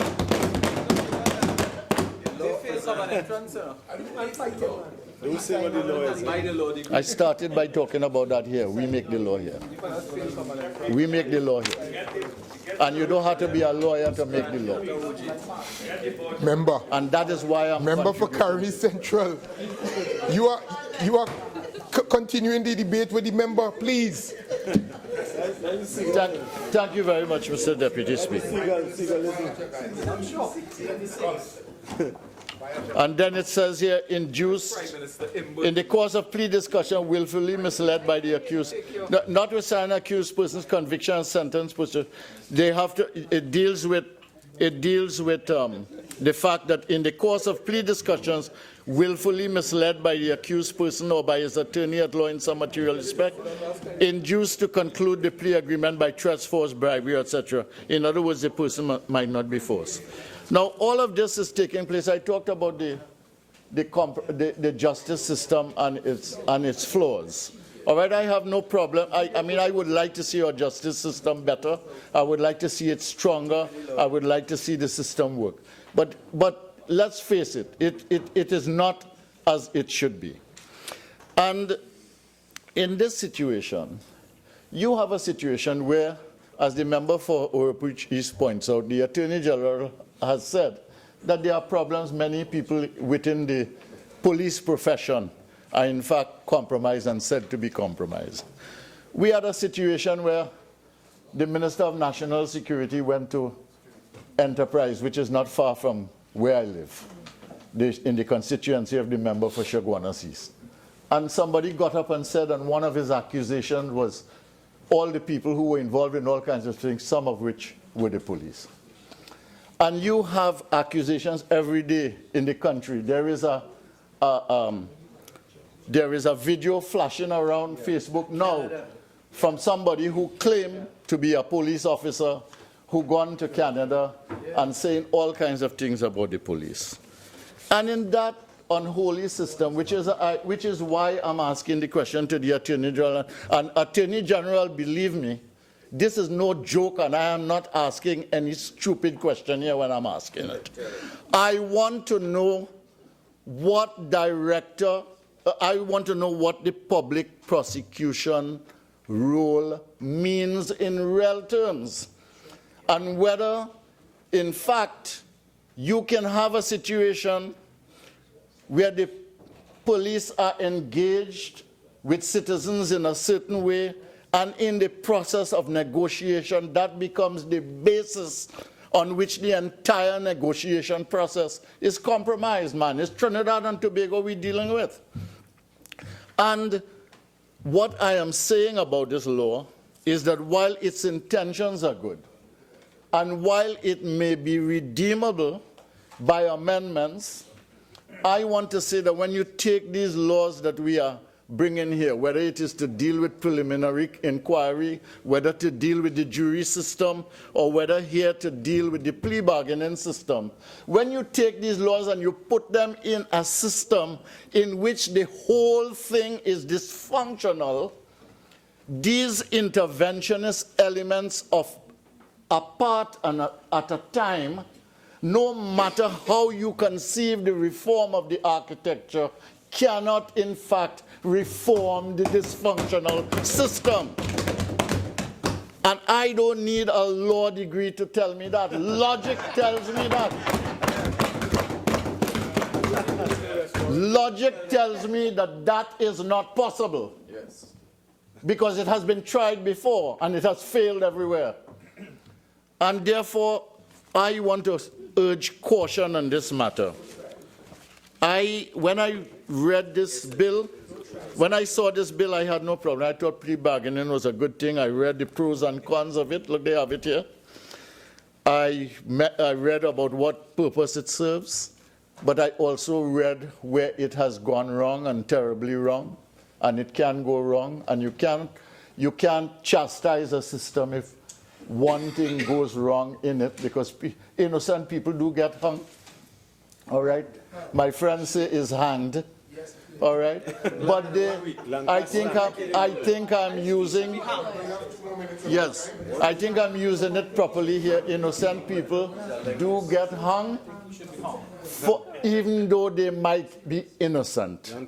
It is possible for the justice system to do that.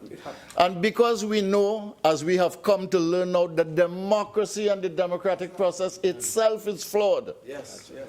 And we have seen it in more than one place, and we have seen it in all places in the United States of America.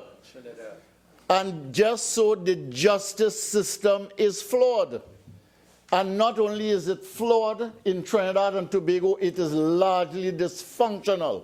And therefore, I want to warn the Attorney General, and I also want to warn this Parliament, that taking this legislation such as these and throwing them in a dysfunctional system without reforming the entire system is not going to bring justice to Trinidad and Tobago. I recognize the member for Moruga, Tableland. Good evening. Good evening, Mr. Deputy Speaker. Good evening to the members of the House on both sides. It is my pleasure this evening to stand and join this debate, and I thank you, Mr. Deputy Speaker, for allowing me to do so.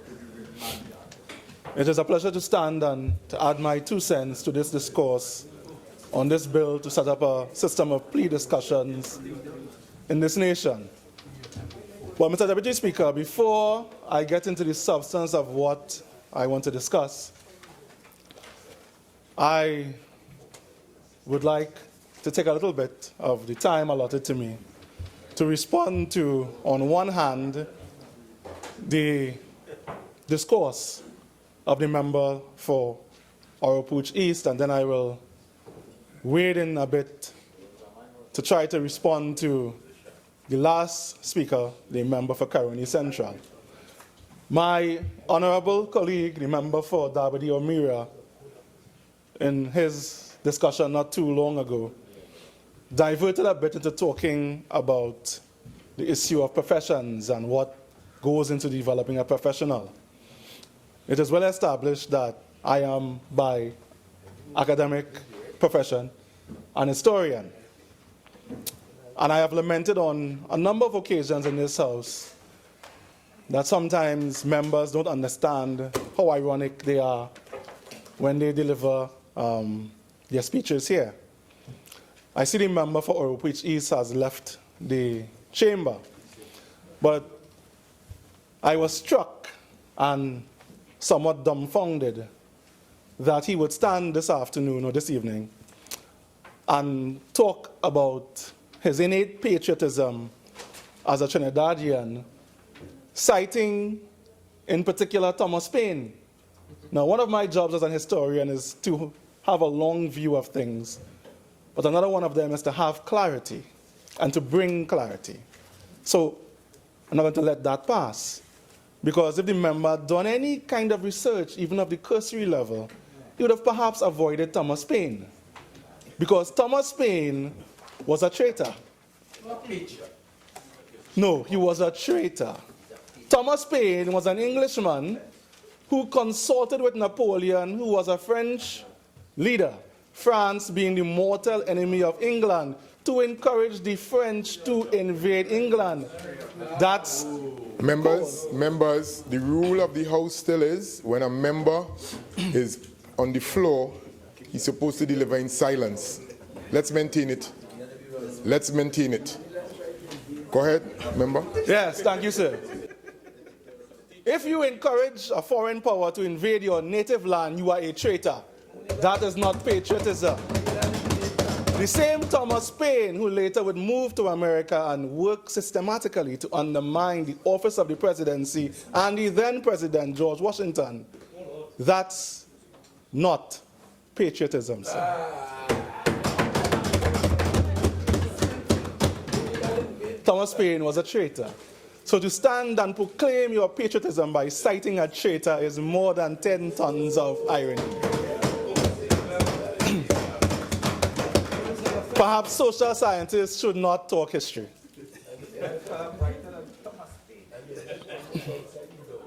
I want to really discuss a bit the contribution of Caroni Central as I go along.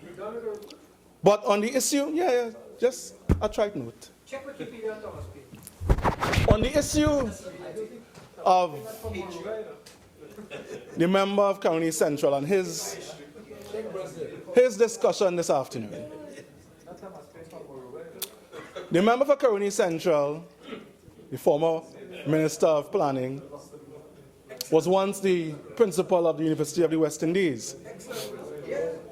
And therein he was charged with guiding the development of what we would assume are some of the best and brightest minds in our nation. So it is perplexing and disturbing in extreme for me this evening to listen to a former principal of one of our premier educational institutions attempt to make an argument which presents the people of this nation as somehow being condign or benighted. When you stand, sir, and you talk about, I live in Trinidad, and this is Trinidad, as though somehow we are culturally inferior, and nothing works, that was the direct implication, Hello, sir. members. Member, address the chair. Member for Caroni Central, you had your opportunity. All right, the member is now on the floor, so please, those outbursts would not be tolerated. Member for Moruga, address the chair. Thank you, sir. I am so guided. Mr. Deputy Speaker, when one stands and one says, in the manner and the tone in which the member for Caroni Central spoke, that he lives in Trinidad, and giving the impression that nothing works, and nothing can work, and nothing will work, and we are, I will use the term again, somehow condign and benighted, understanding that this individual was once charged with developing the best minds of our people. I really wonder at the irony that he really fundamentally understands what he is saying and the implications therein. It is a tremendously cynical and sarcastic way of viewing one's country, while at the same time presenting an argument that you are patriotic, and not seeing the irony and inconsistency in that is even more disturbing. But anyway, at the end of the day, I'm here this evening to discuss fundamentally this bill. And if there is one thing I share in common with the member for Caroni Central, is that I too am not a lawyer. And I could argue that there are far more gifted legal minds here to stand and discuss this. But I will borrow one line from him. I too am a citizen of this country. And I too have concerns, direct and indirect, that are affected by this bill. Mr. Deputy Speaker, we stand at an interesting time in the development of our nation, where we face a very, very difficult circumstance, or a number of difficult circumstances, but one of paramount importance. And the member is right in at least one instance. He talked about the justice system and the problems contained therein. And then, of course, there is the looming issue of crime. And I listened to the public discourse on this issue. And sometimes I get the sense that in the public domain, we don't really understand what is facing us, because we tend to use trite and facile words to describe what is ongoing here. We talk about an escalating crime situation. We talk about a scourge of crime, and these are just very trite and facile words. What we're really facing, if you look at it in a very critical way, is a paradigm shift in terms of the crime situation facing us. And the member is correct. At the same time, we have a criminal justice system that is locked-jammed. So what do we have on both sides? Seemingly, we are facing the interesting situation where we have on one side a case of inertia and the other side a case of entropy at the same time. And what do we do? This is not a situation that can be handled in the typical way. We are facing unusual circumstances as a nation, Mr. Deputy Speaker.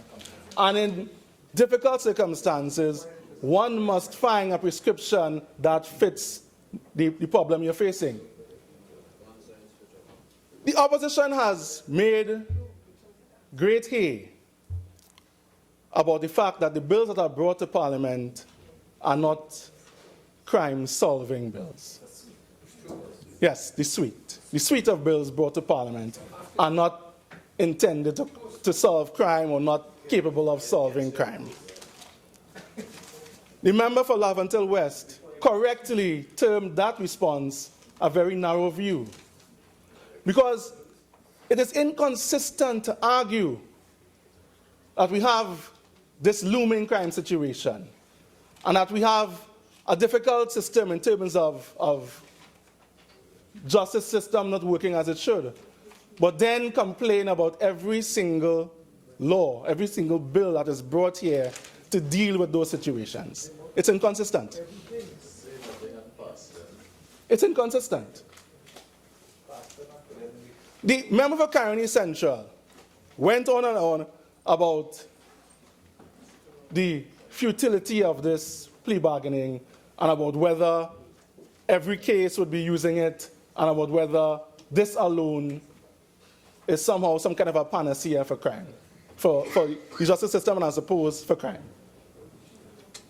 I don't think any speaker on this side at any point in any of the bill debates on the bills that were brought in terms of dealing with these situations has ever tried to make that case. In fact, if one looks at, and I'll use the Attorney General's famous word, architecture, of what the government is trying to do, we are trying to tackle a very difficult situation using a number of remedies. So if you look at it in its holistic sense, we've come and we've brought a bill to abolish preliminary inquiries.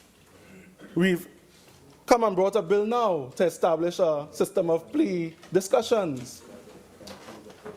We will soon come, if I am guided correctly by the Attorney General, to talk about setting up a children's court as part of the larger family court. We will come not too long to talk about setting up a traffic court. And these things are intended to deal with the same logjam, with the same non-functioning justice system that the member for Caroni Central bemoans. It is not meant for one pill to solve a massive problem, but combined, if we pass the legislature and then we do the infrastructural things that are required to bring these things to fruition together, they will play a part in reforming, in reformatting, in transforming, in evolving what is still in many ways a very cumbersome and old-fashioned system. No one on this side is standing here arguing that a single bill, a single measure, a single act, a single law will by itself radically transform, radically modernize, remove the logjam of 7,000 cases overnight, and suddenly have create a legal system that is totally unencumbered. What we are saying is that incrementally, the government intends to bring laws, to enact laws, to make fundamental changes by degrees that will, over time, address this issue. No one here is pretending that the problems before us are somehow trite and that some magic wand will suddenly make them disappear. But what governments do is go about the hard task of changing the things that need to be changed. Members on the other side have made hay about the fact that the Attorney General keeps bringing bills to Parliament that they at some time contemplated, but all they did was to contemplate. Nothing was ever done. So it is well beyond the threshold of hypocritical to suggest that we should do nothing or that we are doing nothing if we are just using your bills or the bills that you propose when you absolutely did nothing to deal with these very critical situations. At the end of the day, we would be in great dereliction of our duties if in the midst of a whirlwind which we are facing in terms of crime, we opted to do like the PP government did in its time, Mr. Deputy Speaker, which was to do little or nothing. Thank you.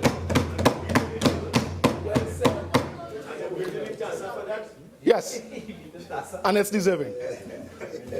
So, Deputy Speaker, we have opted instead to view this situation, this dual situation, this dyad, this troublesome crime situation, this problematic justice system situation, and to try to find prescriptions that can solve both.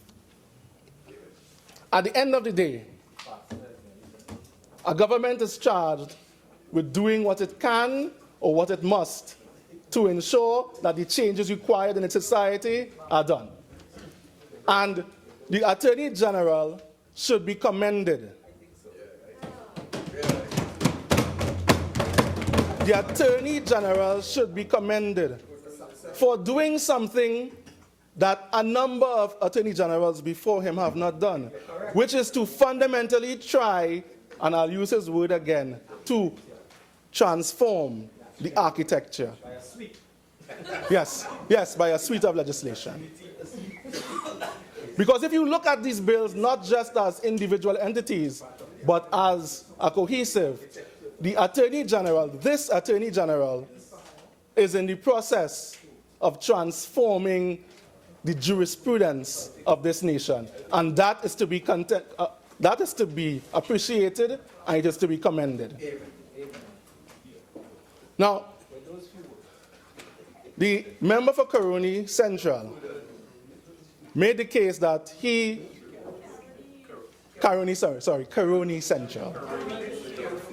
Central made the case that he need not be a legal mind to have something fundamental to say on this issue. He also made the important point that at the end of the day, the laws are made to deal with or to benefit the common individual. And on that, he is absolutely correct.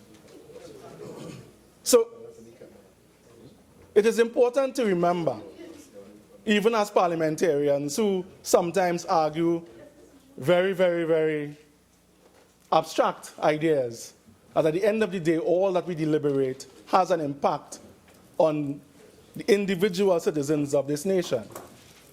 I was very heartened when the member for Laventille West stood up and spoke about the fact that there were, within this plea bargaining apparatus, some things that would help to alleviate, I would suggest, some of the wrongs or some of the laws that we had in the past. And I'll give you a particular example. The member for Oropouche East can, make jibes and jokes about the constituents in my constituency. But as an MP for a constituency like that, I face a number of difficult situations on a week-to-week basis. Some of them I can intervene, like every other MP in a difficult situation, within a difficult time, within a difficult paradigm. Some of which we can make meaningful interventions and, circumvent the negative circumstances. Some of which are simply beyond our control.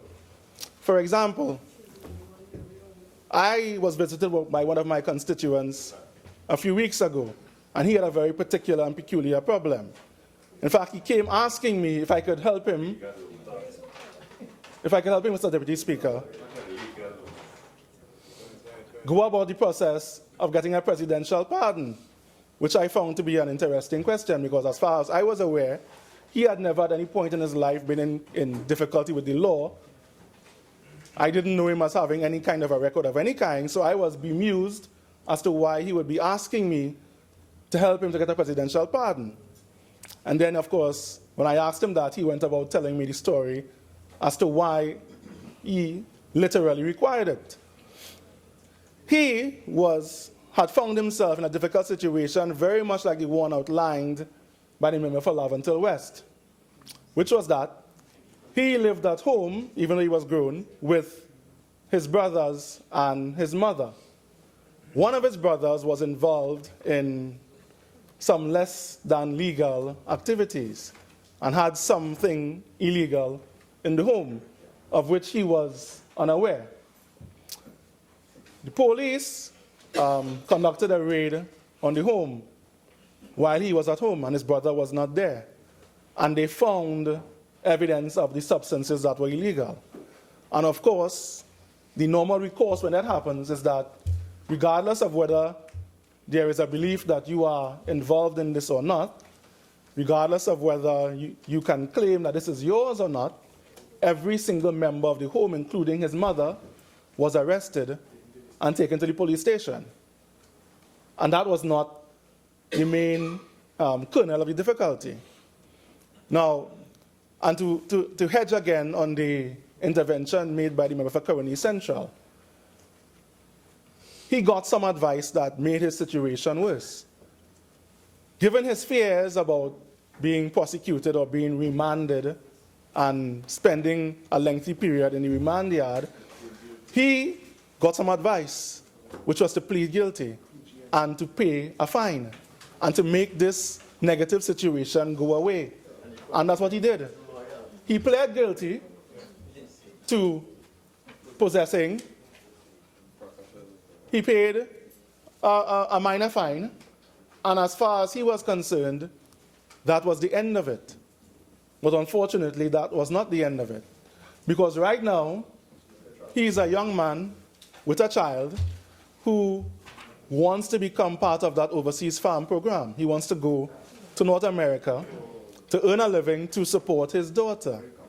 Unfortunately, because of the fact that he has that stain on his record,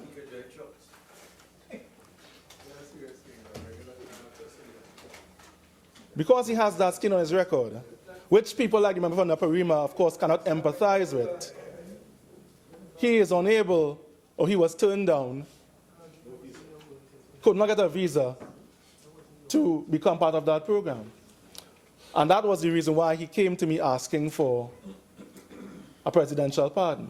And in this circumstance, there is little that I can do, because even if I were to somehow begin the process of going that way, the window within which he would be allowed to leave to go and work has gone. Committee working for the first time right now. Yeah. Has gone. So, You're not going to write on his behalf? yes, I've written on his behalf. But the window has gone. So he will not be allowed, Mr. Deputy Speaker, to become part of that program until the next cycle begins. Couldn't close on Caroni, green crab and pepper. Scorpion pepper from Moruga. And one notes how absurd the members of the other side can be, Mr. Deputy Speaker. In the midst of a very serious circumstance that affects the life of a young man who is trying his best to raise his daughter. Continuous, right? I allowed one or two, but the continuous, please. Go ahead, member. Yeah. Thank you, sir. Yeah. Now, he is a victim of circumstance and of bad advice. But had the measures that we are proposing today been in place, he might not have found himself in this kind of a circumstance. So, good law is not just about the apparatus and the architecture and the structure and the policy and what you're trying to achieve in that broader sense. It's also about allowing the common man and the common woman, as you might term them, a better chance. Especially those who are not able to afford the kind of quality legal advice that some in this chamber might be able to afford in the future.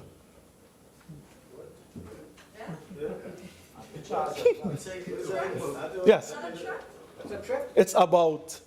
It's good law is about helping, as your representative said, Mr. Deputy Speaker, the common man. So, whereas I will try my best to have that situation redressed, if the measures we are attempting to discuss today, attempting to have implemented, were in place, he might not have found himself in that kind of situation. So, Deputy Speaker, good governance in the midst of difficult times is a very difficult thing. But if there is one thing about this house and the way it operates that remains ever foremost in my mind, I am very respectful of the members of the house on both sides. I am very respectful of the influence and the power of the Speaker's chair. I'm not fearful of those things. The one thing I'm fearful of, and it's part because of my professional training, is the Hansard. Now, in the debate earlier today, the member for Oropouche East attempted to show that there was some inconsistency in what was said by the member for Untitled West in an earlier debate on this a decade ago. Not, of course, noting that the member basically said the same thing today that he was reported to have said in 1999. The one thing I am tremendously concerned with in terms of my tenure here is the record in the Hansard. Because I am here today, tomorrow I might be gone, the day after that I'll be forgotten. But the one thing that will not be lost is whatever I've said in the time that I've been here. That will exist perhaps in perpetuity. And Mr. Deputy Speaker, I would be very much concerned for some researcher at some point in the future. You have government business? Thank you. Mr. Deputy Speaker, I beg to move that this House do now adjourn to Wednesday, 12th April 2017 at 1:30 p.m. At that time, we will continue and conclude debate on this bill, plea bargaining bill. We will resume and conclude debate on the marriage bill, and time permitting, conduct business on a bill entitled and finish and conclude a bill entitled An Act to Amend the Fire Service Act, Chapter 3550. Bring your pajamas.